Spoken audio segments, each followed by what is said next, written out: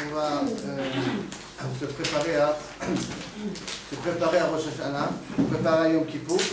Alors je voudrais qu'ensemble on essaie de comprendre certaines notions.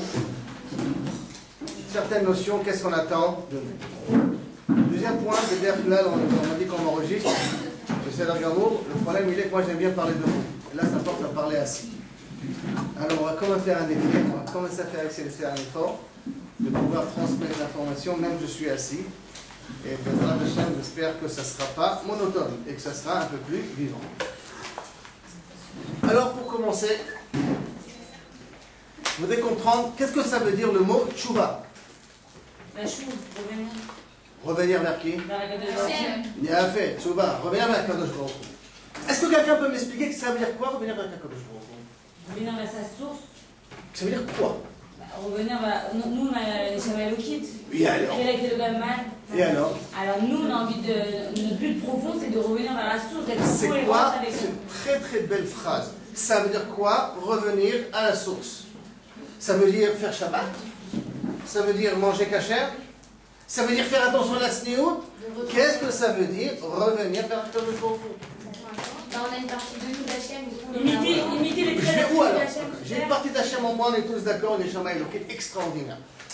Et je vais revenir vers ma Neshama. Ça veut dire quoi revenir? Moi, je me lève tout seul. Ça veut dire quoi revenir vers ma Neshama? Ça veut dire quoi revenir vers ma Neshama? Quelqu'un peut m'expliquer? Vous allez me dire manger kasher, c'est quoi? De lui ressembler.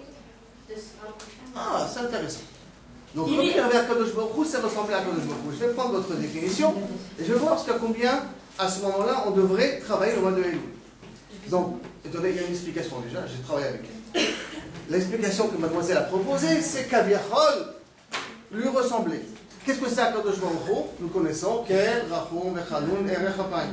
Donc, en fin de compte, d'après mademoiselle, tout le travail du mois d'Elul, ça sera fais du chesed, dis boker tov à ta copine, arrange un peu la chambre, ne sois pas trop méchant, ne parle pas du lachon hara. C'est ça le mot de nous. Ressembler ou pas ressembler à Kadosh Baruch Hu? Oui, de faire pardon de ce qu'on n'a pas fait. C'est quoi faire pardon? De quoi je dois faire tchouva? Revenir vers Hachem. Je reviens vers Hachem, j'essaie de lui ressembler. De ressembler. La définition que je connais de Kadosh Baruch Hu, c'est quel rachum echanun. Alors, vous avez une autre définition. Si c'est quel rachum echanun, alors ça voudrait dire que tout le mois de Elul, je devrais travailler sur être plus rahman, moins jalouse, moins embêtante, moins gnangnante. Je devrais être un peu plus gentil. Or, c'est pas ce que les barbus vous disent. Ils vous disent ça aussi, mais c'est pas que ça. A priori, je suppose. Alors, quand on ressemble aussi, Hachem il est parti avec aucune faute, du coup, nous, il faut déjà qu'on répare nos fautes. je ressemblais à Hachem, que je me il a des fautes pour que je ressemble et ne pas faire de fautes. Que je me il n'a jamais fauté. Si en vérité, que je me il a fauté une fois. Je ne sais pas si par hasard, vous devez le savoir. Que je me il a fauté une fois, et à cause qu'il a fauté, chaque mois, on amène un sacrifice pour lui faire pardonner sa faute. Bizarre. C'est-à-dire pour la lune. C'est pour la lune. Exactement. Quoi la La lune qui a été rabaissée, on amène un korban khatat à Rosh Chodesh, Saïr. Et pourquoi on amène un Saïr? Que je me dis, faites-moi pardonner ma faute d'avoir mis Kaviachol, la lune, en deuxième catégorie. Il y a une faute qu'on va faire, Kaviachol. Tout ça, c'est bien entendu une métaphore, une image, et qu'Akadosh Baruch Hu veut nous faire comprendre ici que même chaque Akadosh Baruch Hu a une notion de tchouva. Mais, de nouveau, où il y a d'autres fautes, Akadosh Baruch Hu, il n'y a pas de faute. Donc, si Akadosh Baruch Hu, il n'y a pas de faute. Faire tchouva, c'est ressembler à Akadosh Baruch Hu. Donc, j'ai aucun lien de faire plus attention à la cacheroute, à manger Shabbat, faire attention à la... Pas tellement obligé. On est bien d'accord? Enfin, du moins, comment je vois, vous pouvez me dire que sur le rabbin, vous dites, sur le barbu, vous dites des bêtises. Je n'ai aucun problème là-dessus. Mais si, a priori, je prends cette définition-là, il me manque dans ce qu'on vous dit tout le temps pour le mois de juillet. Alors, une deuxième définition, il y avait une demoiselle Travessie. Non, je voulais dire, on imite les 13 attributs d'Hachem. C'est ça pour demoiselle? C'est pour ça que... Ah, vous avez fait. Donc, on s'est mis d'accord que ça manque quelque chose? Ken, au fond, il y a une demoiselle. Non, juste, si on parle de tchouva et que c'est du mot lachou, c'est-à-dire que c'est... C'est que? C'est que c'est revenir, c'est pas on doit ressembler à Hachem, sinon on dit ressembler à Hachem. Très bien, alors c'est quoi tchouva? Voilà. C'est quoi revenir vers Hachem? Attends, Jamais en stéréora comme mon nom, sinon j'ai des problèmes de compréhension. Après, le fait de revenir, ça veut dire qu'on est parti de quelque chose et qu'on doit revenir vers le travail de retour. Très très bien. Vous êtes, Baruch Hashem, des filles qui ont tous eu plus ou moins un cursus religieux. On vous a enseigné jusqu'à maintenant, d'accord, la notion de Tchouva, Elou, Yom Kippour, Rosh Hashanah. Je veux comprendre, qu'est-ce que vous avez compris jusqu'à maintenant, revenir vers Hashem? C'est vrai, on doit aller partir de quelque chose, on doit revenir vers ce quelque chose. C'est quoi revenir vers Hashem? C'est qu'on se sent éloigné, c'est qu'on n'est pas éloigné. Hachem il est toujours là de toute façon. On est toujours à côté d'Hachem. Et nous, on se sent éloigné, et donc du coup c'est pour nous un retour. Mais c'est pas. En quoi? Ok, vous dites, vous expliquez le mot Tchouva, revenir. Je demande, c'est quoi revenir vers Hachem? Faire des mitzvot, se rapprocher de lui. Alors, Essayer de une seconde, justement, j'attendais les mitzvot depuis le début, je vais faire des mitzvot. Ça veut dire quoi faire les mitzvot? Je reviens vers Akadosh Baruch Hu, je fais des mitzvot. Ça veut dire quoi refaire des mitzvot? Faire l'essentiel de ce monde. Revenir vers Hachem, je vais traduire tel que je capte de vous les informations, que revenir vers Hachem, ça veut dire faire sa volonté. Il a une volonté, je me suis éloigné de sa volonté, et le fait de faire sa volonté, ça veut dire que je suis revenu vers lui. C'est la définition que vous me dites. Donc ça veut dire que normalement le mois de Elul sera essentiellement faire un check-up sur quelle est ma correspondance, quelle est mon image de Eli Pérez par rapport au Shulchan Aruch. Est-ce que moi je corresponds à ce qui est marqué dans le Shulchan Aruch? Et c'est ça tout le travail de Elul. C'est d'essayer de prendre le Shulchan Aruch, le calquer avec mon identité et que je lui ressemble. C'est ça votre définition? Oui, mademoiselle. À ça, on ajoute les midot. Vous voulez faire une bonne salata mouchouïa comme ça, vous me mettez et le fait de faire les mitzvot, et le fait de faire ressembler à Kadosh Baruch Hu, et ça veut dire revenir vers Boré Olam. Tov, nous, on va voir. Peut-être le mettre, on l'a oublié toute l'année, on a oublié Hachem toute l'année, et là on essaie de le remettre au cœur de notre vie. Remettre à Kadosh Baruch Hu. Ça veut dire que le problème, c'est pas est-ce que je fais les mitzvot, ou est-ce que j'essaie de lui ressembler ou pas lui ressembler, mais remettre un peu à sa place. Bon, j'entends la réponse de mademoiselle et je voudrais un petit peu la comprendre un petit peu plus. Remettre Akadosh Baruch Hu à sa place, pour le remettre, qu'est-ce que j'ai besoin de faire au départ? Pour remettre Akadosh Baruch Hu à sa place. Créer un endroit. Réaliser qu'il n'est plus là, donc je remets à sa place pour le faire, je réalise, d'accord. Quoi encore plus précis pour quel est le travail, mademoiselle, c'est possible, quel est le travail obligatoire à faire pour remettre Akadosh Baruch Hu à sa place? Se rendre compte que sur Hachem, on Se rendre compte sans Hachem, on ne peut pas vivre. Une autre définition. Ça veut dire qu'on l'a renvoyé et maintenant je vais le refaire entrer. D'accord? Très bien. Maintenant, excusez-moi, mais est-ce qu'une dans la salle sait qu'est-ce que c'est Akadosh Baruch Hu? Est-ce que vous savez qui il est? Pour le faire remettre à sa place, pour le refaire rentrer. Vous savez ça, tout? Mais tout, c'est quoi tout? Ah, c'est les belles phrases, c'est mon papa là-haut, c'est mon truc, c'est mon roi. Mais c'est quoi ça? C'est quoi remettre Akadosh Baruch Hu à sa place? C'est d'abord savoir qui il est. On ne sait pas qui il est, mais on sait comment il se comporte. Alors peut-être le début de la tchouva, c'est d'essayer d'apprendre qui est Akadosh Baruch Hu. Peut-être avant de parler des mitzvot, avant de commencer à me dire est-ce que je fais Shabbat, je ne fais pas Shabbat, est-ce que je suis Rahman, pas Rahman, Tachouv, hey, je reviens vers le hey, ou même de ça qui est le hey. Je sais qui est, est-ce que je sais comprendre qui est Boré-Olam? Alors on nous parle, le bon Dieu en haut, c'est mon papa là-haut, c'est mon roi. Mais est-ce que je sais qui il est? Est-ce que j'ai appris à le connaître? Est-ce que j'ai eu une relation avec lui un peu particulière qui m'a fait que je perçois un petit peu qu'est-ce que c'est Akadosh Baruch Hu? Ou j'ai des notions qui sont des notions extraordinaires et entièrement émettes, et tout ce que vous avez dit était émette. Mais tout est du virtuel et tout est de l'imperfection.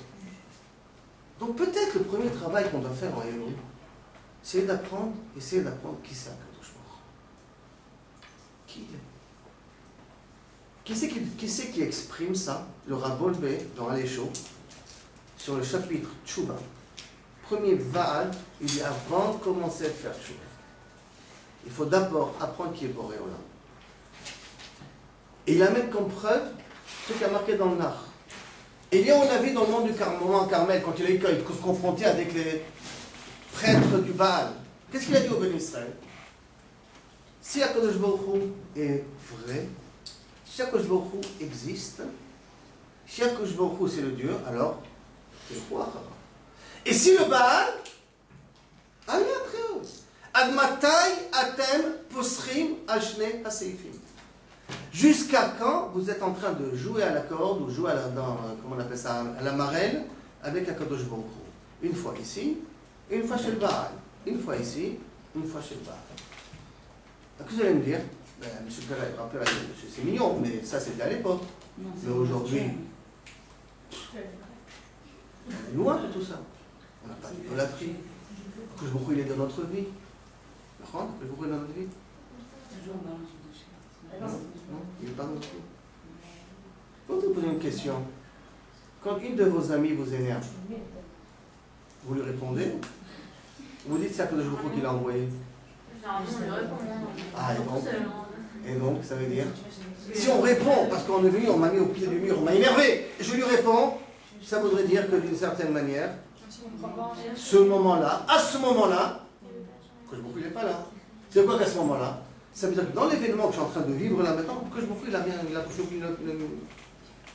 quand on voit un couple, on dit que le mariage, on parlera, enfin, dès que j'ai l'occasion de faire intercaler dans le cours des notions concernant le mariage, ceux qui me connaissent, alors je parle du mariage, hein, ça c'est ma folie, excusez-moi, mais je pense qu'il faut vous former dès maintenant. Il ne faut pas attendre la veille du mariage pour vous former. Quand un jeune couple, on dit habituellement dans la notion du mariage que quand quelqu'un se marie, il est aveuglé. Et que le mariage rend la vue. Ça veut dire qu'après le mariage, qu'est-ce qui se passe? On se dit, ah, il ribono shalom, celui qui a fait le chidour, il s'est gouré. Il n'a rien compris. Celui qui a fait le chidour, il s'est carrément trompé. Et qui c'est qui a fait le chidour? C'est pas le Rav Nouria, c'est ni le Rav Perez, ni le Rav je sais pas quoi. Celui qui a fait le chidour, c'est Akadosh Baruch Hu. Et peut-être que Akadosh Baruch Hu n'est jamais enrhumé le jour du mariage. Mais derrière, quand on est bien d'accord, il n'est pas enrhumé. Et pourtant, je me plains après le mariage. Et tout le monde se plaint, hein, c'est standard, c'est normal, il n'y a pas de problème. Alors si c'est ça, il dit, on a décidé de comprendre qui a Kadosh Baruch Hu. Si vraiment on apprend à comprendre Kadosh Baruch Hu, non, moi je devrais le voir chaque instant dans ma vie. Mais malheureusement, on le voit pas. Malheureusement, quand on est confronté à une épreuve, on l'oublie. Alors, peut-être, comme a dit la demoiselle, la première chose qu'on doit faire dans la tchouva, c'est d'abord refaire rentrer Akadosh Baruch Hu, connaître qui il est. Alors pour ça, quelqu'un peut me donner une définition, qu'est-ce que c'est Akadosh Baruch Hu? Une entité divine qui nous a créés. Oh là, une entité divine. Continuez, mademoiselle. C'est ça que je dois le capter, je dois l'intégrer. Comme ça, Bezrat Hashem, quand ma femme va m'énerver demain, je vais le sourire et lui dire, ah, que je vous m'a créé, m'a intégré. Donc, c'est sévère, il n'y a pas de problème. Tu peux continuer. Continuons. Mais là, si je fais ça comme ça, elle rigole. Non, pas du tout, mais on essaie de trouver une définition. J'en prie, on est ensemble pour trouver une définition. Qu'est-ce que c'est Akadosh Baruch Hu? Utilisez les notions, les phrases, les psukim que vous connaissez déjà jusqu'à maintenant. Mais dans l'absolu, on ne pourra jamais savoir. C'est vrai, ça c'est entièrement vrai. Que pour connaître Akadosh Baruch Hu dans son 100%, c'est impossible. Pourquoi? Parce qu'il dit le Ramchal que si je veux connaître Akadosh Baruch Hu, donc automatiquement je serai Hachem. C'est impossible, donc je peux percevoir. Alors mademoiselle a dit tout à l'heure, je connais ses qualités, je connais un petit peu ses qualités, j'ai défini à ce niveau-là. Mais c'est quoi plus que ça? S'il y en a. Attends, mademoiselle avait commencé, je voulais lui donner la permission de finir. Moi? Non, je ne sais pas, après, voilà, c'est aux autres de compléter. À compléter. Ok, alors les autres à compléter, car c'est celui qui nous a créé, qui a créé le monde. Il était avant vous. En fait, c'est comme des images, on reçoit une image de quelque chose, mais on ne connaît pas la chose elle-même. On a des images, mais on ne connaît pas la chose. En gros, on a des propriétés, mais on n'a pas vraiment la définition. C'est entièrement vrai ce que vous dites, parce que comme j'ai dit tout à l'heure, Akadosh Baruch Hu, il se définit par rapport à ses qualités, ses midotes. Et nous, on le définit par rapport à ses midotes. Donc automatiquement, je ne le connais qu'à travers ses midotes. Mais est-ce qu'il y a une expression générale que Chazal, David Amelech nous a donné une définition d'Akadosh perfection, waouh. Parce que s'il aurait été imparfait, j'aurais eu des petits problèmes avec lui. En le cherchant, le ressentir. Alors vous proposez, mademoiselle me propose qu'en vérité, là, il n'y a pas de définition. Il y a des travaux pratiques à faire. Il faut chercher, et en cherchant, chacun découvrira sa définition. Qu'est-ce que c'est Akadosh Baruch Hu? Elle est plus personnelle, parce que c'est moi qui cherche. Donc il y a une définition personnelle, on est bien d'accord. Chacun aura sa définition d'Akadosh Baruch Hu qui est aussi vraie. Chaque prophète, quand il prophétisait, il avait son langage. Il avait son niveau de compréhension, il avait son langage. Donc à ce niveau-là, une définition personnelle d'Akadosh Baruch Hu, ça ne me dérange pas. Mais d'après mademoiselle, il faut commencer à faire une recherche personnelle dans la vie de tous les jours pour essayer de définir quelque chose de Boré Olam. Ok. Mais est-ce qu'il y a une définition que Chazal nous donne d'Akadosh Baruch Hu plus simple, à part les midot, parce que les midot, j'ai rien à dire, c'est vrai, c'est l'élément pratique que je peux avoir. Mais une définition un peu plus générale qui inclut tout. Il a vu son dos quand il a fait... Et il n'a rien compris, il a vu son dos, il n'a pas pu voir sa face, donc il n'a vu que l'arrière. Oui, mais c'est pas une définition. D'accord, mais c'est pas une définition, qu'est-ce que c'est Akadosh Baruch Hu à nos yeux? Alors, définition d'Akadosh Baruch Hu est obligatoirement, d'après Odélia, liée à Israël, Shomer Israël. Qui est-ce qui protège Israël? C'est Akadosh Baruch Hu. Donc je veux comprendre que c'est Akadosh Baruch Hu, je vois comment Am Israël il est protégé. Et c'est ça la définition qu'on demande. On ne connaît pas lui. On connaît pas la définition que nous les humains, on est dans un monde, Tachouvel Hashem, Tchouva, il faut revenir vers Akadosh Baruch Hu d'une certaine manière. Donc je dois un petit peu me donner des définitions. C'est quelqu'un qui me dit que c'est un mode de vie.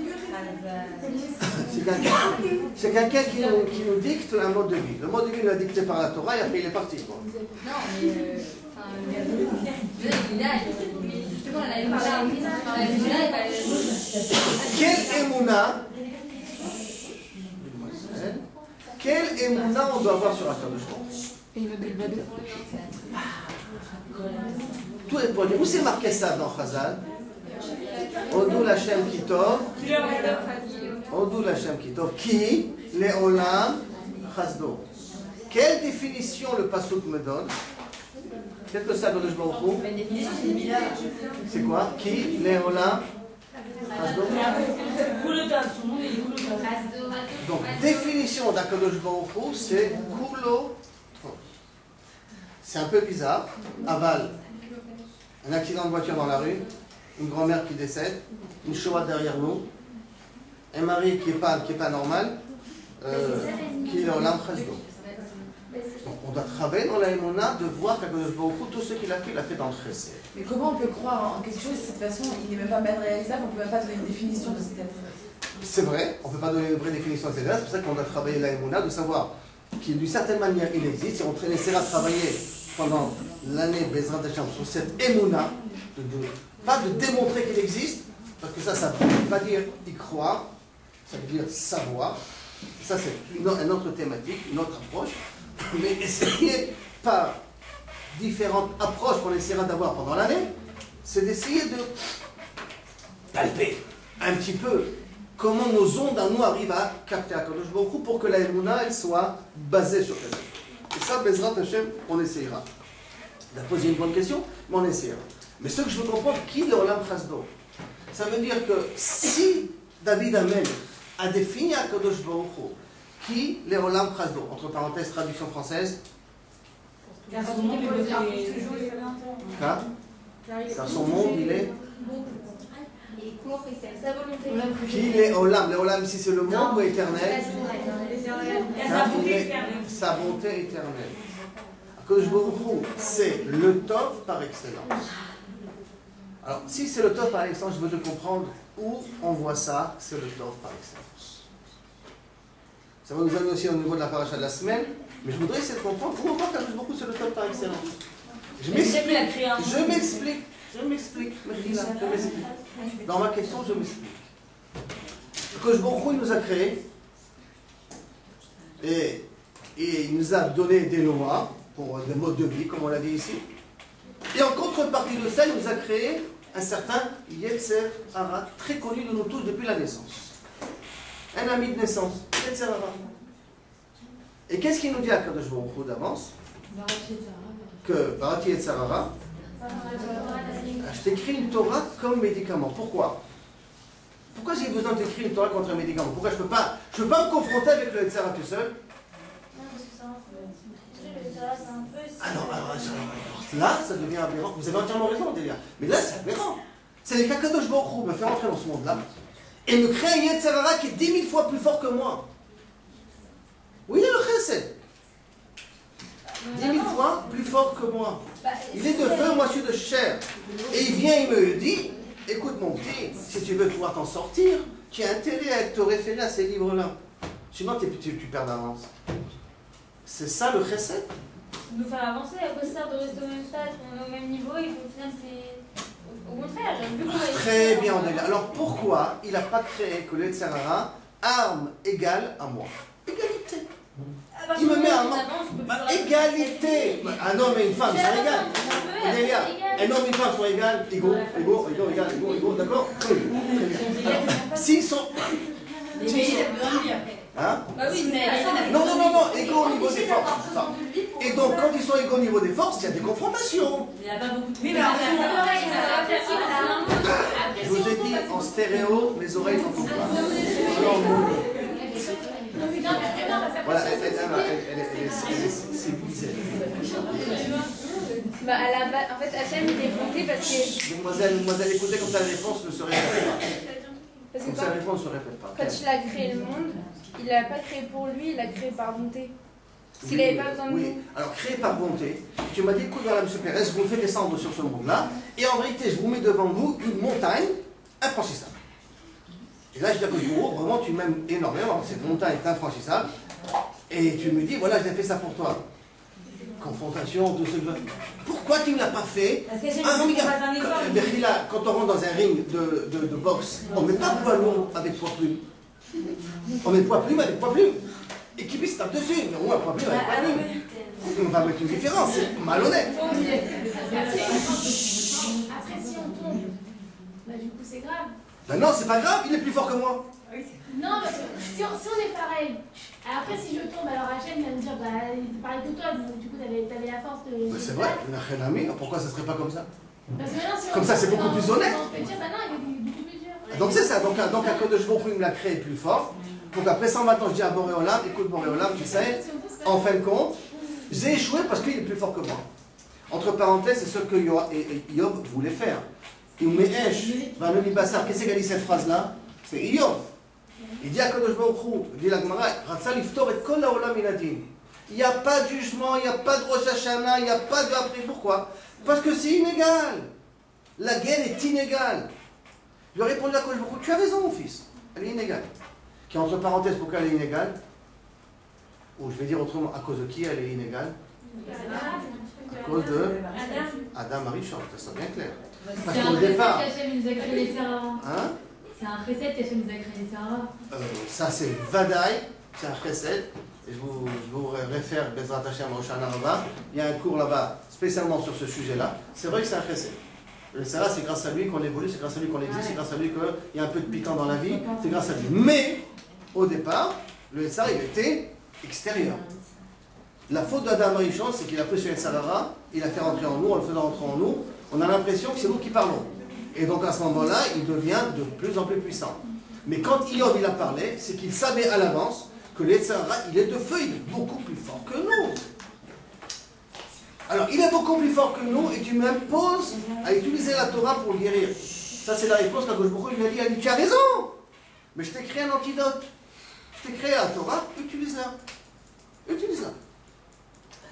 Ça veut dire que, d'une certaine manière, Akadosh Baruch Hu, il a besoin que j'utilise sa Torah. Pourquoi il a besoin que j'utilise sa Torah? Ce n'est pas le moment et ce n'est pas le sujet là. Mais ça a l'impression qu'il a besoin d'utiliser la Torah. Il y a une autre Mishnah dans Pirkei Avot qui nous dit la phrase qui ressemble, mais d'une autre manière. Ilolé Hashem Ozro, vous connaissez la suite? Yetzer Hara, Ilolé Hashem Ozro, si ce n'est qu'Akadosh Baruch Hu nous aide, Eno Yachol Lo. On ne pourra rien faire contre lui. Si ce n'est qu'Akadosh Baruch Hu vient et nous aide dans ce combat-là, d'avance, de nouveau, on est perdant. Comme Yov, mais d'une autre façon, sans parler de Torah Théorie. Et là-bas, c'est un peu différent dans Pirkei Avot, parce qu'on nous dit que c'est Akadosh Baruch Hu qui vient nous aider. C'est Akadosh Baruch Hu qui vient nous pousser. Vous connaissez cette fameuse phrase qu'on a dû vous le dire plus d'une fois. Pitro les pitro, pikudo shel machan, vani eftach lachem, petach, ki pitro shel ulam. Ouvrez-moi un trou comme le chat d'une aiguille, et moi je me débrouillerai à vous ouvrir des portes de palais. Mais, ouvre. Et tout le reste, c'est moi qui fais. Tout le reste, c'est moi qui fais. Donc, il nous lâche un mot, il y a beaucoup obligé d'être avec moi pour pouvoir continuer le travail. Alors, je me demande où il est le chesed dans tout ça. Tu m'as créé un Yetzer Hara plus fort que moi. Tu m'as dit, débrouille-toi avec lui et je t'ai donné un médicament pour le guérir. Tu ne peux pas débrouiller sans le Yetzer Hara, tout ça avec le Yetzer Hara. Je viens t'aider à débrouiller le Yetzer Hara. Où il est le chesed? Ben, attendez, après que j'ai travaillé, après que j'ai combattu, la moindre des choses, c'est qu'en pense-moi. Sinon, tu ne vas pas me faire descendre pour rien.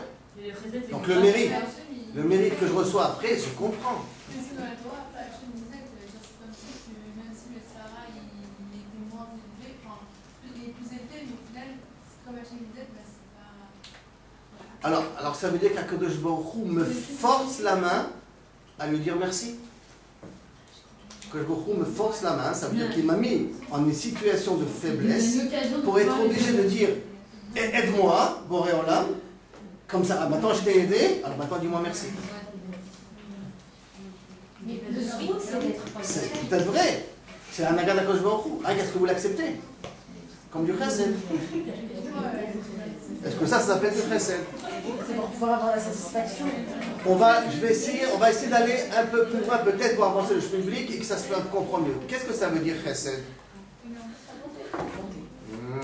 Ne demandez pas une traduction française. Demandez une définition. Donner de soi.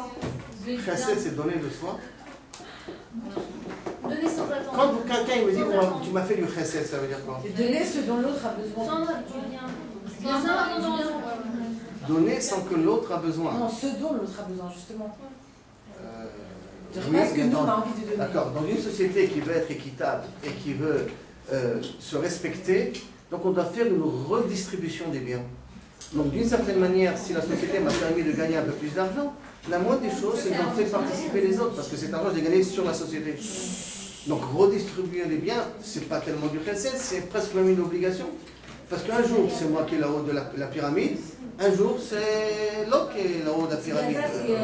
Donc il y a un minimum, si on veut vivre, et on a une ballon d'oxygène, et ben on doit se la partager.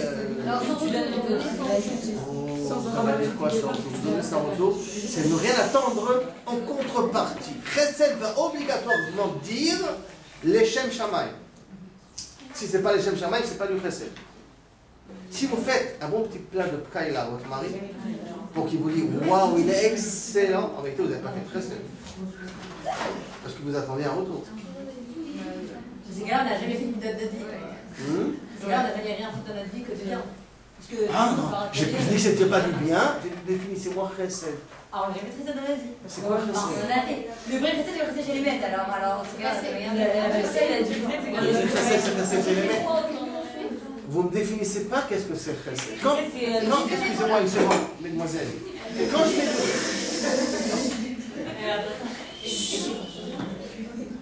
je peux faire le sérieux, hein, si vous... Excusez-moi, mesdemoiselles. Je vais vous parler et de vous expliquer un petit peu la leçon de chesed. On peut le faire. Mademoiselle, qu'est-ce que c'est chesed? Faire du bien à l'autre. Maintenant, je vais vous poser la question. La personne en face, il mérite ce bien ou il ne le mérite pas? Il le mérite, alors c'est du chesed? Non, c'est quand tu ne mérites pas que c'est du chesed. Si il a son droit de le recevoir, alors c'est du chesed, c'est que je dois lui donner. Non, c'est quoi le mot mériter? On est le charia, mais c'est à nous. Ah, d'accord, excusez-moi, alors c'est quoi le mot mériter? C'est qu'il a fait un travail, et en contrepartie de ce travail, il doit recevoir quelque chose. Vous allez voir votre patron, celui qui vous a embauché, vous l'avez fait un travail pendant un bout d'un mois, et il vous donne, Kamiachol, votre paye. Vous allez lui dire qu'il fait du chesed? Ça rentre entre parenthèses, ça rentre dans les codes des achats. Un homme, quand il paye une personne qui a fait un travail, qui lui paye, donne une somme, ça rentre dans le Geder Tzedaka, parce que tu permets à un homme à garder sa dignité grâce à le travail que tu lui as donné. Mais je demande, est-ce que le fait de me payer sur le travail que j'ai fait, c'est du chesed? Non. C'est complètement du chesed. J'ai fait un travail, mademoiselle. J'ai travaillé, je ne suis pas rentré à la maison, j'ai sué. Et après, à la fin du mois, vous me payez, vous me dites c'est du chesed qui me paye. Non, c'est normal. C'est un échange de ça. Non, c'est du chesed à faire de moi. J'ai travaillé, hein. Mechila, 2 secondes, mademoiselle. Mechila, mademoiselle, Mechila. Je viens. Oui, je n'ai pas de problème. Je veux dire comprendre un point. J'arrive après 120 ans, devant un Kadosh Baruch Hu, et je lui ai dit, bon, j'ai mis les films chaque jour. Je peux lui demander paye-moi ou pas? Après 120 ans, je viens devant un Kadosh Baruch Hu, je dis, j'ai mis les films chaque jour. Je peux lui dire paye-moi? Et c'est du chesed, il va me payer? J'ai travaillé. J'ai fait Shabbat. Le chesed, c'est bien. Alors, c'est de mon tour. On va pas commencer à dire donne-moi ça, c'est de Kimto, alors c'est nous qui lui Si j'ai travaillé, qu'est-ce qu'il dit David Ameller tout le temps? Quand je me retrouve, je ne comprends pas. Pourquoi? J'ai fait ça.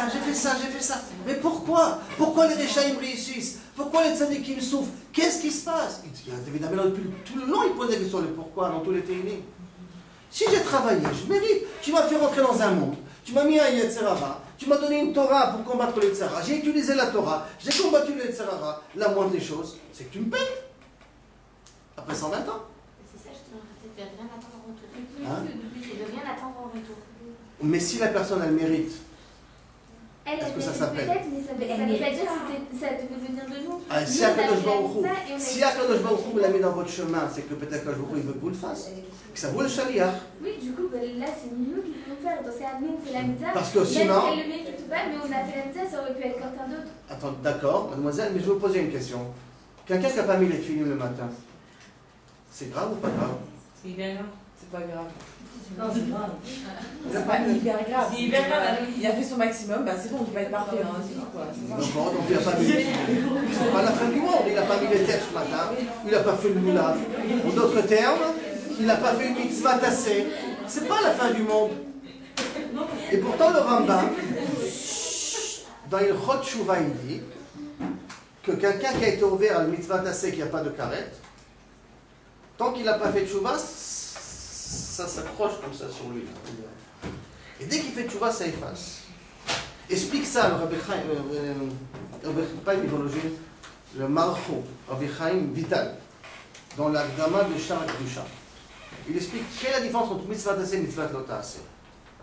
Commandement positif, commandement négatif. Quelle est la différence entre les deux? Et cette notion-là, je la répéterai au fil de l'année. Il faut qu'on la comprenne. Il se ressemble à une voiture, j'actualise. Dans une voiture, pour qu'elle fonctionne, il y a 2 possibilités. Enfin, pour une façon, normalement. Il faut que je mette de l'essence. Il faut que je mette de l'huile. Je fais la vidange. Il faut qu'il y ait de l'eau. Il faut que je fasse attention aux pneus, de temps en temps mettre de l'air. Si je ne les fais pas, qu'est-ce qui va se passer à long terme? La voiture ne va pas rouler, elle ne va pas fonctionner. Maintenant, j'ai une autre possibilité aussi, pour pas qu'elle fonctionne, c'est prendre un marteau-piqueur et commencer à le moteur, détruire le moteur. Ça me prend envie, vous savez qu'il y en a qui achètent une Maserati, ils l'éclatent contre un mur. Le plaisir de voir une Maserati s'éclater contre un mur. Ça peut arriver, il y a des gens qui ont ce plaisir-là. Il prend un marteau-piqueur et il défonce sa voiture. Dit le Marchou, mitzvah tassé, ça veut dire que je mets de l'essence, je fais la vidange, je remplis la bouillotte, je remplis les pneus avec de l'air, je me fais attention que le radiateur fonctionne. Ça, c'est mitzvah tassé. Mitzvah lo tassé, c'est je prends mon marteau-piqueur et je détruis la voiture. Ça veut dire que lorsque je n'ai pas mis les films le matin, c'est que maintenant, je n'ai pas mon bol d'oxygène. Maintenant, quand on m'a présenté une personne devant moi pour faire une presse, je l'ai mis dans mon chemin. Et j'ai décidé qu'il allait voir quelqu'un d'autre, c'est pas moi qui m'en occupe de lui. Ça veut dire que maintenant, j'aurais dû faire descendre, mettre de l'essence dans ma voiture et j'ai pas mis. On a une mitzvah à faire. Pardon? Ah, vous êtes très intelligente, mademoiselle, et vous savez très bien que lorsque 2 mitzvot se présentent en même temps, qu'est-ce que vous faites? La première qui s'est présentée. Aosek mina mitzvah, patur mina mitzvah. Si on y allait pour faire la mitzvah et qu'en route on peut faire un précède. Est-ce que vous pouvez faire les deux ou vous ne pouvez pas faire les deux? Bah, ça va faire perdre le. Oui ou non? Ça va faire perdre. Je vais poser la question comme ça. D'après vous, votre mari a décidé de rentrer à 7h du soir. Il a pris la voiture à 7h moins quart, 7h moins 20 pour arriver à 7h. Au milieu, il y a quelqu'un qui lui a fait « Tu peux me prendre ?» Il a pris, il est arrivé à 7h05. C'est le Seder ou l'obécéder? Hein? Pourquoi c'est l'obécéder? Parce qu'il a prévu d'entrer à 7h. Très bien. La mademoiselle a entièrement raison. Mademoiselle a entièrement raison. Mais ce n'est pas uniquement parce qu'il s'est engagé à rentrer à 7h. Parce que la femme, elle attend depuis 7h. Et comme elle attend depuis 7h et qu'il est 7h01, qu'est-ce qui se passe dans la tête d'une femme? Elle commence à s'inquiéter. Vous avez vu des maris qui appellent pour 5 minutes? Non, mais c'est. Oui ou non? Mademoiselle, vous avez vu un message? Vous avez un téléphone pas caché?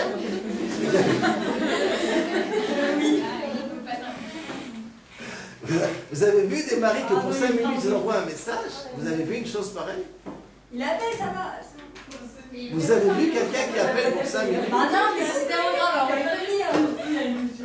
Et là, mademoiselle a raison. Pourquoi? Parce que si un homme comprend,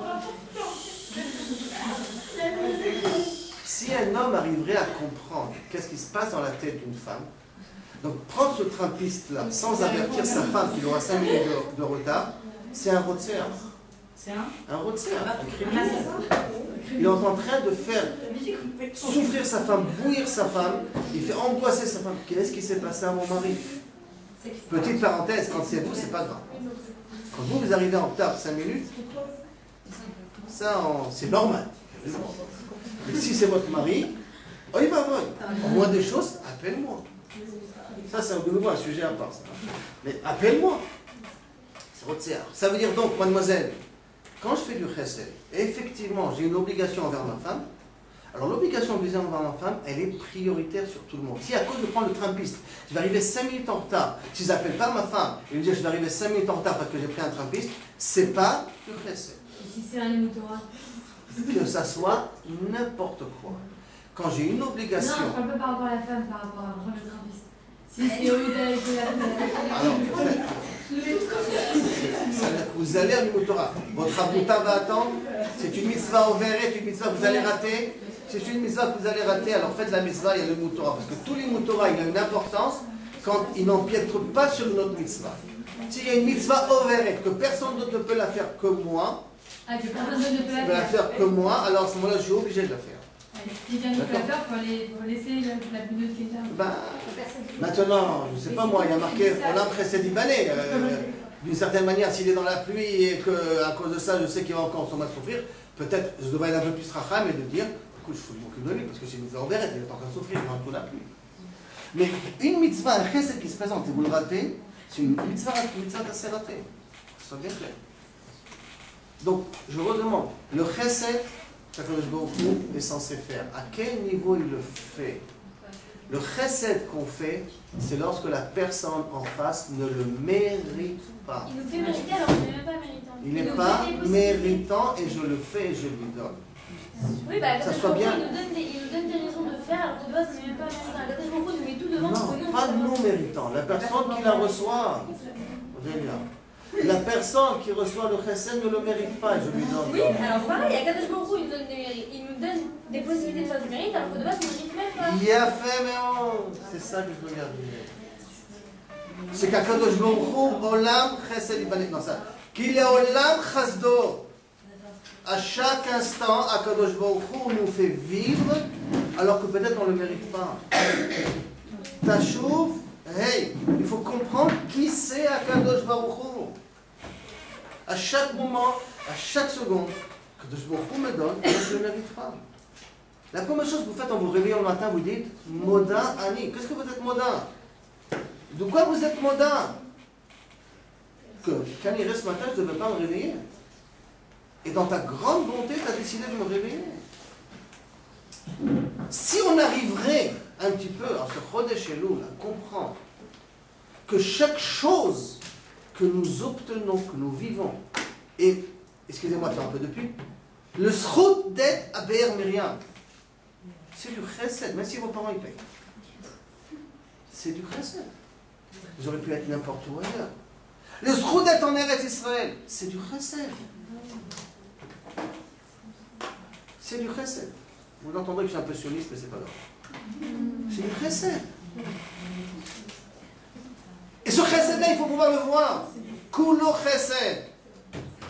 Et par conséquent, c'est kulo chesed. Alors quand ma copine m'énerve, c'est aussi chesed. Quand j'ai un problème avec la banque, c'est aussi chesed. Quand mon mari me fait la tête, c'est aussi chesed. Kulo chesed. Pardon? Ça veut dire que qu'est-ce que c'est tchouva? Tchouva qu'on doit faire, la première tchouva qu'on doit faire au mois de Elul, le premier travail qui nous est demandé à faire au mois de Elul, c'est d'abord essayer de comprendre qu'Akadosh Baruch Hu, il est kulo chesed. Et malheureusement, on n'y réfléchit pas.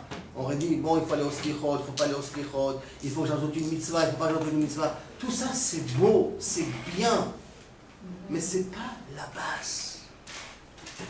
La base d'un travail, pour qu'après les mitzvot viennent automatiquement, de comprendre et d'arriver à saisir et à ressentir qu'il n'y a pas un moment dans l'Amazé sans qu'Akadosh Baruch Hu me fait de la Tova.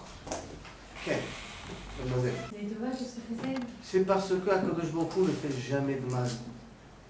Il n'y a pas de mal qui sort d'Akadosh Baruch Hu. Akadosh Baruch Hu dit Davar echad amarti shtaim shamatem. C'est dans la Bible ou dans Mishlei, il y a marqué. Ce n'est pas tout à fait la phrase exacte. Mais moi j'ai dit une parole, vous entendez deux. Oui. Moi je fais une seule chose. Mais Akadosh Baruch Hu, moi je fais une seule chose. Mais vous comprenez deux choses. Le Akadosh Baruch Hu ne descend que du chesed. Qui les olam chazdo. Il faut le faire entrer bien dans la trompe. Vous allez répéter dans le halel, dans la tfilot. Il faut comprendre qu'est-ce que ça veut dire. Qui les olam chazdo. Il y a les olam éternels. Il n'y a rien. Il n'y a pas un moment sans chesed. Ah, comment je peux comprendre la Shoah? Très bonne, très grande interrogation. Très très grande interrogation. Et je ne peux pas y répondre, parce que ça touche au regesh, au sentiment. Mais il y a une chose qu'une fois, le Chafetz Chaim, ils lui ont posé la question, ils lui ont dit, comment ça se fait que Akadosh Baruch Hu, il cause à des Juifs d'être obligés d'être loin de la Torah? Il faisait allusion aussi aux cantonistim. Je ne sais pas si vous avez entendu cette expression, de ces Juifs que le tsar les prenait, les faisait entrer dans leur armée et ne les libérait qu'à l'âge de 45 ans. Et qui n'avait aucune éducation juive. Et à tel point qu'il a écrit un Shulchan Aruch spécialement pour eux. Et une des lois qu'il leur a dit, que lorsque vous devez manger, mangez. C'est du cochon, mangez. C'est pas d'autre solution, vous n'avez que ça, mangez. Mais une seule chose je vous demande, une seule chose, c'est qu'après que vous avez terminé votre plat, ne prenez pas du pain et essuyez l'assiette. S'il vous plaît, que ça ne le faites pas. Mangez. Mais ne faites pas ça. Ça veut déjà, c'est le Shulchan Aruch du Chafetz Chaim au cantoniste. C'est énorme cette phrase. Ce qu'il a fait là, c'est quelque chose d'éducatif. Vous ne pouvez même pas vous imaginer tellement c'est profond. Et il a posé la question, Makara, pourquoi? Et il a répondu d'une certaine manière. Il a répondu, il a dit, vous savez, il y a marqué aussi dans la Gemara que quand les Romains ont pris, qui est Israël, ils ont pris 400 femmes, 400 garçons, et ils les ont amenés à Rome pour les utiliser. Quand les 400 filles ont entendu ça, ils se sont jetés à la mer. Quand les garçons ils ont vu que les 400 se jetaient à l'eau, eux se sont jetés à la mer aussi. Il dit non, Makara. Il dit parce que ces 400-là étaient en fin de compte un Gilgul Choser des 400 Anshe Abal et autres 400 Anshe Abal qu'il y avait à l'époque d'Eliyahu Hanavi. Et que pour réparer leur faute, ils étaient obligés de se suicider pour Akadosh. C'est très dur à comprendre, très dur à concevoir. Ça rentre dans des domaines qu'on ne peut pas démontrer. Il démontrera. Ce qui dit que c'est vrai, qui dit que c'est pas vrai, je suis entièrement d'accord. Mais si cette phrase du Chafetz Chaim sont vraies, si les cantonistes sont venus montrer comment je m'accroche à ma judaïcité, malgré toutes les difficultés qu'il y a, est-ce que ça veut dire que je viens ici peut-être réparer quelque chose? Et c'est ça le chesed qu'Akadosh Baruch Hu il me fait, parce qu'Akadosh Baruch Hu il est intéressé que je sois assis à côté de vous. Alors maintenant, prendre chacun en soi, c'est très dur. C'est-à-dire, il faut, c'est pas en public, mais et peut-être ça sera même un sujet, qu'est-ce que c'est les souris, qu'on essaiera d'en parler plus tard. Alors, je vais essayer de comprendre ce chesed olam ibane mechila, ce chesed olam ibane, comment on peut le voir dans la paracha. Que le chesed HaKadosh Baruch Hu dans la paracha, comment on peut le voir? Est-ce que, je ne sais pas si vous avez eu le temps de préparer la paracha ou pas. C'est du chesed de renvoyer la mère, en train de pleurer dans son coin, et de prendre les enfants, parce que j'ai envie de faire une omelette. La Rahim d'Hachem qu'on n'a pas envie de faire s'ouvrir la mer. Mais bon, au final, on fait quand même, on a laissé gosse. Ok, mais on ne fait pas s'ouvrir la mer. Bah, si tu peux renseigner, ils sont pas là. Alors, à Shabbat Abeda, je sais pas. C'est pas dans la paracha la semaine à Shabbat. Ah bon? Alors, je vous ramène. Shabbat. Vous l'avez dit? Alors, d'accord. Shabbat, alors c'est moi. Khatati habiti pas ça. Ok. L'erreur est chez moi. Alors, Mechila, je vais vous lire ici, Kaviachol, les psukim.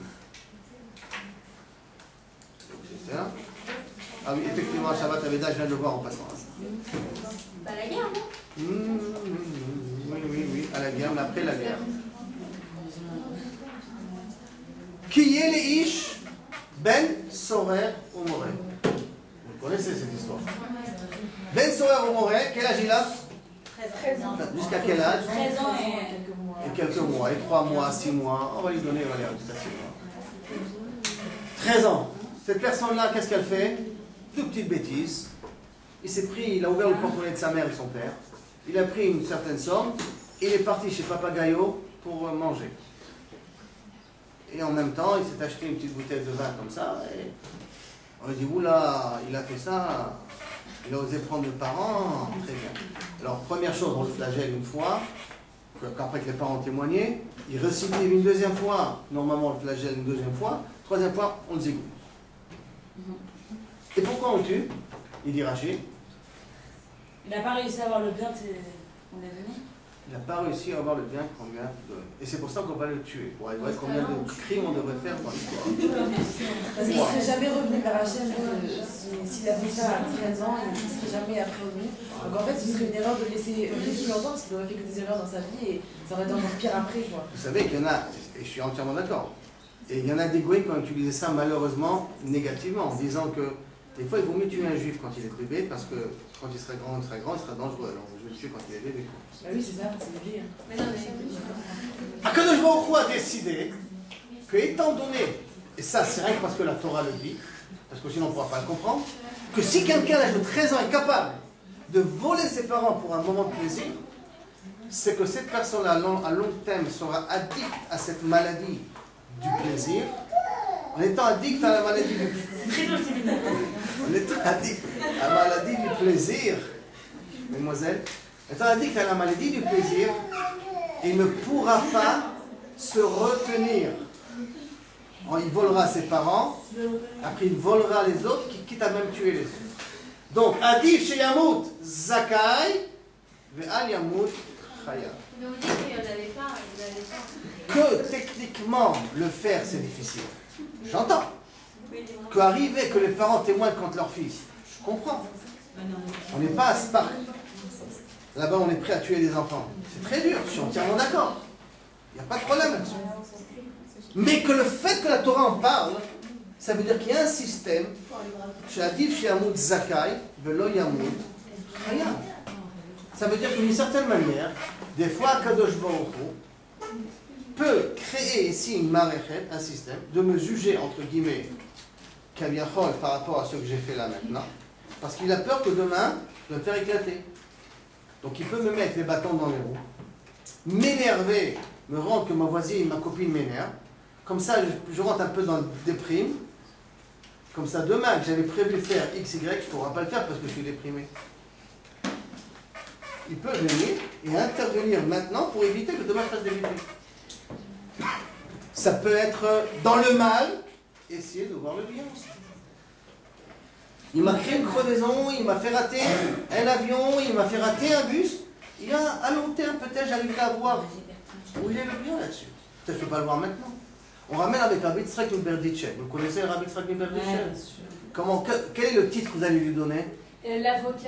L'avocat éternel du peuple juif. On ramène que cet avocat-là, à tel point il était un bel avocat, qu'une fois il y a un juif, Mechalel Shabbat, avec une cigarette, qui est venu le voir. Il est en train de fumer devant Rabbi Yitzhak ben Berditchev. Et Rabbi Yitzhak ben Berditchev dit, bon, peut-être qu'il a oublié que c'est Shabbat. Il dit, tu sais, c'est Shabbat toujours. Oui, je sais. Il dit, peut-être qu'il a oublié que fumer c'est un saut. Et tu sais, il y a dans la Torah, l'autre Evarou Esh.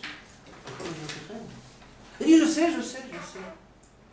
J'ai dit, peut-être, il a besoin un peu de cannabis parce qu'il est malade. Donc il fume parce qu'il est malade.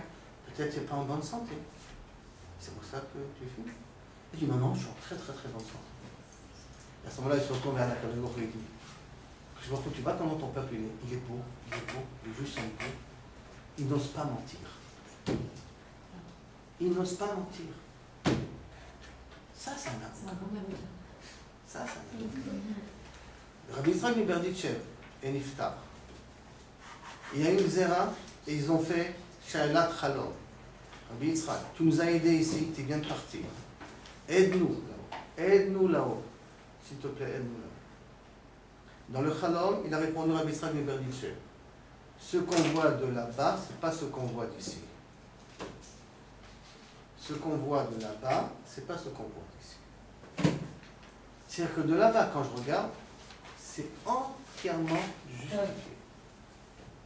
Quand je vois d'ici, pourquoi Kadosh Baruch Hu, je ne mérite pas, c'est pas comme ça, s'il te plaît, c'est de l'amour. Dans ce monde-là, mais quand on est là-haut, tout est clair. Il n'y a pas une seconde qui n'était pas à sa place. Tchouva, hey, qu'est-ce que ça veut dire? Ta chouva, hey, qu'est-ce que ça veut nous faire comprendre? Qu'il n'y a pas de mal sur terre. On n'est pas capable de le comprendre. C'est normal, je vous dis, même David Ameller se plaint. Mais le travail que je veux que pendant toute l'année on va essayer de faire, c'est de comprendre qu'il n'y a pas de mal. C'est très dur ce jeudi-là. Je ne croyais pas que c'est facile pour moi, c'est plus dur, si c'est même plus dur que vous. Mais qu'en vérité, il n'y a pas de mal, que du bien. Le littéral, c'est quoi alors? Quand le littéral est né, comment on l'a appelé? Hein? Tov Meod. Pas Tov. Vine Tov Meod. Et je vous ferai un petit secret. S'il n'y avait pas de Yetzirah, il n'y aurait pas eu de mariage. Hein? Entre nous. Pour ça. Tov Meod. Dans ce cas-là, alors c'est valeur de demander finalement des choses à la chaîne. De demander. Ça, c'est une question à part. Pourquoi on n'évite pas? Pourquoi prier? C'est un sujet à part. Avec votre permission, on y verra plus. Alors maintenant, une chose que je ne comprends pas. On dit qu'Akadosh Baruch Hu, il juge, d'accord, par rapport à ce qui risque de se passer. En tout cas, dans la Torah, il nous demande de le faire. Alors qu'après, lui, il ne se comporte pas comme ça. D'où je sais qu'il ne se comporte pas comme ça. Le Sifter Chachamim sur place, sur Rashi, pose la question. Ishmaël, quand on l'a expédié de la maison d'Abraham, il était malade, d'accord? Et il allait mourir. Et qu'est-ce qui a marqué dans le Midrash, les Malachim, qu'est-ce qu'ils ont dit? C'est l'occasion inespérée de se débarrasser de Ishmaël. Alors venez, on le fasse mourir. Qu'est-ce qu'il répond à Kadosh Baruch Hu? Be'asher hu sham. Comment il est maintenant? Est-ce qu'il est tzaddik ou est-ce qu'il est rachat? Est-ce qu'il est rachat au carré ou petit rachat? Tzaddik, il ne faut pas lui dire. Il y a un gros rachat ou un petit rachat? Qu'est-ce qu'il est là maintenant? Il a un petit rachat. Oui, mais Akadosh Baruch Hu, plus tard, ses enfants, jusqu'à aujourd'hui, et ça a commencé déjà à l'époque des Lévites, vont oppresser les Juifs. On est jugé au présent, pas sur le futur. Alors pourquoi le Ben Sora Moré est jugé au futur? Pourquoi lui? Quelle différence? Je veux comprendre quelle différence. Je sais pas, mais lui déjà. Je sais pas, on va essayer de voir. Je n'arrive pas à entendre mademoiselle. C'est vrai qu'il y a celui qui s'est arrivé à juger le Torah. Ouais. Alors il a des chances que son fils soit Ben Sora. Il a des chances. Il y a d'autres raisons qui prouvent que lui il sera comme ça. Et vous savez aussi, Eno Shomea, mademoiselle, Eno Shomea Bekolenu. D'accord? Eno Shomea Bekolenu, on explique aussi, comme ça il explique Rab Chaim dans Sichot Moussar. J'ai oublié son prénom. Il dit, Mazé Shomea Bekolenu, si à la maison il y a deux voix, pas la même voix, deux voix. La mère elle dit blanc, le père il dit noir. À ce moment-là, ça risque probabilité d'avoir un Ben Solomon aussi. Parce qu'il y a deux voix qu'on entend à la maison. Pour éviter un Ben Solomon, ça faisait bécoler ou un seul. Et s'il y a deux voix, ça ne marche pas. Donc on n'est pas tellement obligé d'avoir Fatora. Je ne veux pas que accuser la femme parce que Ben Solomon. Alors, d'un côté, ma question, elle est cette question du Sifter Chachamim. Comment c'est possible qu'on nous dit, sur ce sujet-là, HaKadosh Baruch Hu Ben Solomon, il va le juger sur le futur, et Ishmaël, il marche à Wabizirko, non, on va le juger au présent. Le Sifter Chachamim explique comme ça, il dit non. C'est une différence entre le tribunal d'en haut et le tribunal d'en bas. Le tribunal d'en bas doit juger même sur le futur. Le tribunal d'en haut ne peut pas juger sur le futur. La question est pourquoi. Et c'est la Torah qui dit de... Pourquoi le tribunal d'en haut ne peut pas juger sur le futur? Il ne peut juger que sur le présent. On laisse le choix. Il y a eu une brave. Et le tribunal d'en bas, il n'est pas d'accord qu'il y a le libre arbitre ici. Il est passé le libre arbitre, le tribunal d'en bas. Et là, Rabotaille, mesdemoiselles. Rabotaille, ça se dit pas, c'est du masculin. Gvirotaille. Alors, Gvirotaille, mesdemoiselles. En haut, le temps existe. Ou on est au-dessus du temps. Et par conséquent, si on est au-dessus du temps, on connaît les conséquences à long terme. Et si on connaît les conséquences à long terme, le jugement peut être équitable. Je connais déjà, je sais exactement où ça va arriver. Donc, obligatoirement, le tribunal d'en haut est obligé de juger que sur le présent. Parce que s'il ne juge pas sur le présent, tous les cartes sont faussées. C'est pour ça que Ishmaël, il dit à Kadosh Baruch Hu, comment il est maintenant? Comment il est Besséder ou il n'est pas Besséder? S'il est un chassid, je dis bien un chassid Besséder, alors on ne peut pas le toucher. Par contre, le tribunal d'en bas, tout son rôle, il est à quoi? Le mettre de l'ordre dans la société. Et si son travail, c'est de mettre de l'ordre dans la société, il a la responsabilité de la gérance de la société. Donc alors à ce moment-là, il doit même regarder les conséquences à long terme. Exemple, interdire le cannabis. Pourquoi on interdit le cannabis? Il y a libre arbitre, non? Pourquoi les drogues on les interdit? Libre arbitre. Parce que je connais les conséquences. À long terme. À quoi ça peut amener? Tribunal d'en bas, sa fonction, c'est d'être doué que le système puisse bien marcher au maximum jusqu'à la vie de Mashiach. Mais forcément, il y en a un qui va juste, parce que deux tribunaux qui se contredisent, c'est qu'il y en a un qui a tort. Effectivement, c'est pour ça qu'il y a la Cour suprême. C'est qui? Il faut la créer. Le Bedin Agadol. Il y a le Bedin Mechosi, il y a le Bedin Ashalom, il y a le Bedin Agadol. Non, d'abord Ashalom, Mechosi, Agadol. Même dans le tribunal rabbinique, pas que dans les tribunaux. C'est-à-dire, si Hachem lui-même, il aurait jugé d'une façon, et ces juges d'en bas qu'il a délégués lui-même, ils disent d'une même façon, il y a un problème. Quand le tribunal d'en haut doit intervenir et faire son jugement, il ne va juger que par rapport au moment de la personne, qu'est-ce qu'il vaut. Quel est dans son bilan où il se trouve. Et on a dit pourquoi? Parce que c'est inexact, inégal de voir ce qui va se passer parce qu'ils sont intemporels. Et donc à ce moment-là, on n'a plus de libre arbitre, on n'a plus rien.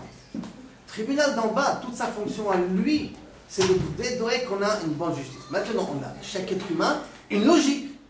Donc ce tribunal A, il a dit blanc. Le tribunal, l'autre, il a dit noir. Donc obligatoirement, lui il a raison, lui il a raison. Yavo Ashlishi, on est obligé d'un troisième pour trancher. Et bien le troisième qui est censé être le grand Sanhédrin à Jérusalem. Quelle était sa fonction? Il y avait un Sanhédrin dans chaque ville. Il y avait un Sanhédrin à l'entrée du Beth Amikdash, Ishkat Agazit. Et il y avait le Sanhédrin à Gadol. Non, en Péladrin, en Beth Péladrin, le grand Sanhédrin. Qui veut dire que lui, les 70, quand ils donnent leur verdict, ils n'ont pas le droit d'ailleurs de se dissocier, de se rentrer à la maison, qu'après avoir donné le verdict. C'est-à-dire qu'ils peuvent rester toute la nuit en train de réfléchir au problème jusqu'à qu'ils donnent le verdict, parce que c'est la Cour suprême. Et ce que dit le Sanhédrin à Gadol, ça impose tout le monde. Que tellement s'il y a quelqu'un qui ne veut pas faire comme Sanhédrin à Gadol, peut être pendu dans la place publique. Ce qu'on appelle Zaken Mamre. Un Zaken qui se révolte, qui n'accepte pas la tutelle. Parce qu'il faut qu'il y ait un système dans ce monde. Donc, Akadosh Baruch Hu, Berov Chassadat, il n'utilise pas sa force de connaître l'infini et l'intemporel. Et là, qu'est-ce qu'il fait quand il nous use? Il nous use au présent. Sur ça, il y a une petite question sur Ismaël, mais on n'a pas le temps là-dessus de m'y attarder. Parce qu'il ne fait pas si tzaddik que ça, Ismaël. Et pourtant. Mais là, sur ça, il y a quelque chose qui est un peu bizarre. Si Akadosh Baruch Hu use sur le présent, comment c'est possible qu'Akadosh Baruch Hu a dit à Moshe Rabbeinu, quand il est parti pour libérer le Bnei Israël, s'il te plaît, rentre en Égypte, va sauver mon peuple, afin que, si par hasard vous connaissez la suite, il vienne me servir sur cette montagne-là. Il vienne me servir sur cette montagne-là. Ça veut dire qu'Akadosh Baruch Hu libère le Bnei Israël. Pourquoi? Parce que plus tard, ils vont être Mekabel la Torah. Mais pourtant, on a dit qu'Akadosh Baruch Hu juge, le tribunal d'Or juge sur le présent. Ils sont méritants maintenant ou ils ne sont pas méritants? Alors pourquoi tu vas les libérer? Pourquoi tu vas les libérer? Il y a du lachonara chez eux. Pourquoi tu vas les libérer?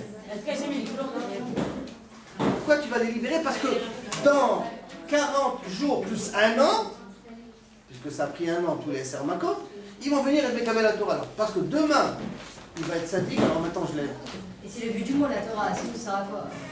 Il y a brio que ce soit le but du monde, mais mérite-le! Travaille! C'est vrai que tu as des grands-pères, Abraham, ça vient, je suis d'accord. Mais la moindre des choses, prépare-toi, travaille! Pas n'importe qui peut la recevoir. Déjà, ils ont eu 200 ans d'esclavage, donc ça va, ils ont bien les préparations. Pardon, excusez-moi, j'ai pas pu entendre. Déjà, ils ont été esclaves pendant pas mal de temps. C'est leur problème à eux. Hein. S'ils auraient tenu tête et ils n'auraient pas commencé à s'assimiler, l'esclavage dur aurait duré une journée, comme ça dit. Et depuis quand c'est vécu avec le djinn? Et entre parenthèses, le Shevet Lévi n'a pas tellement souffert. Hein. Ouais, il était au Beth Midrash et lui, il était super content. Ça va, il a sauvé. Donc il y avait une possibilité d'éviter les souffrances de 200 ans d'Égypte, qui est de 400 ans. À part ça, le Chesed, on a déjà récupéré comme on va avoir. Et à part ça, ça n'empêche pas le Hachem, il a un tarif. Même si on n'est pas méritant, le tarif va venir. Alors ça voudrait dire, si on comprend bien maintenant, le tribunal d'en haut, quand c'est pour me punir, excusez-moi le terme punir, j'aime pas. Quand c'est pour me reprendre et me dire je suis dans l'erreur, à ce moment-là, quand le Bourg dit tu sais, je sais très bien que tu vas continuer à faire des bêtises. Maintenant, tu es tzaddik ou pas? Ok, maintenant je te donne. Je te donne la Mézarati, je te donne la villa, je te donne. Mais demain, je te donne. Quand Akadosh Baruch Hu, il voit que je ne suis pas méritant maintenant, mais il dit oula, mais celui-là, ce petit juif-là, je vois que Bezrat Hashem, quand je vais le mettre dans telle et telle situation, il va pouvoir changer. Alors tu sais quoi? Je lui donne maintenant la villa.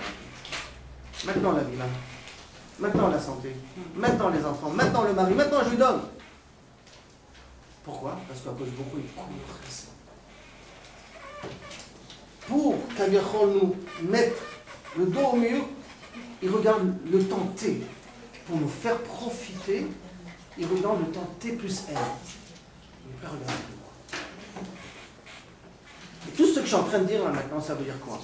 Ça veut dire que le mois de Elul, Rabotai, il faut commencer à ouvrir les yeux. Le mois de Elul, il faut commencer à regarder le chesed qu'Akadosh Baruch Hu nous fait à chaque instant. Si je peux dire, je suis en bonne santé. Si je peux dire, Baruch Hashem, j'ai un toit. Baruch Hashem, j'ai des parents.